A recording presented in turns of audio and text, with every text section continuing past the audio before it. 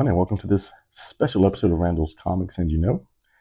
I usually come to you on Wednesday nights, but since it's Veterans Day, and I'm a veteran myself, I decided to bring you an early edition of Randall's Comics and You Know on this special Veterans Tuesday, remembering all the men and women who served our nation. And for this special presentation tonight, we're going to bring you Captain America, throws his mighty shield. I got a little info on Captain America right here. Just a second. Okay. Captain America is a superhero created by Joe Simon and Jack Kirby who appears in American comic books published by Marvel Comics. The character first appeared in Captain America Comics #1 published in December 20th, 1940 by Timely Comics, a corporate predecessor to Marvel. Captain America's civilian identity is Steve Rogers, a frail man enhanced to the peak of human physical perfection by an experimental super soldier serum after joining the United States Army to aid the country's efforts in World War II. Equipped with an American flag-inspired costume and virtually indestructible shield, Captain America and his sidekick Bucky Barnes clashed frequently with the villainous Red Skull and other members of the Axis powers. In the war's final days, an accident left Captain America frozen in a state of suspended animation until he was revived in modern times. He resumes his exploits as a costume hero and becomes the leader of the superhero team, the Avengers, but eventually struggles as a man out of time to adjust to his new era. And of course, over time, Captain America has adapted. He's updated himself or learned to adjust to the changing views of America.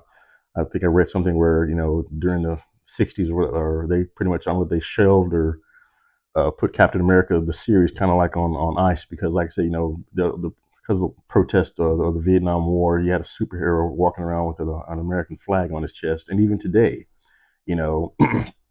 some countries they take offense to, I don't know why, but it may take offense to characters and individuals walking around with American flags, dispensing justice in their eyes. But anyway, like I said, to me, it's not up to debate. The flag represents freedom. Like I say, we can all uphold the ideals of America, and that's what pretty much Captain America says that what he does. He's upholding his ideals of freedom, and standing up for the small guy and not letting bullies intimidate others. Let's take a quick look at my Captain America collection, shall we? Alrighty, and my first Captain America here is Captain America 201.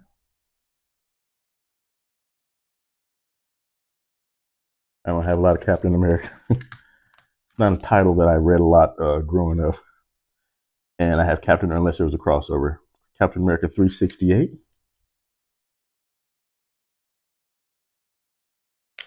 And of course, the Rob Liefeld Captain America issue 1 with the famous Rob Liefeld, the way he draws some of his characters. But they said a particular controversy with this issue was how Captain America was drawn. I don't know if there's a panel in here illustrating that, but I think it wasn't very symmetrical, shall we say. Let me see if I can find it. Probably not. Still looking. Oh, that's not it. I guess that's his new updated enemy. But anyway, it was a picture of Captain America. Well, I was not drawing Captain America too bad in this episode.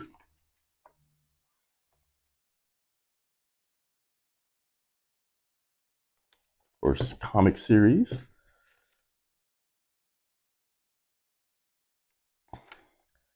But I think there was an episode or comic panel where Captain America was drawn extremely barrel chested. Oh, there's anyway. That concludes my presentation for tonight. Like I said, this is a special edition of Randall's Comics, and it's a shout out to all the veterans, all those who served this great nation of ours. And as for tonight, what do you think about Captain America?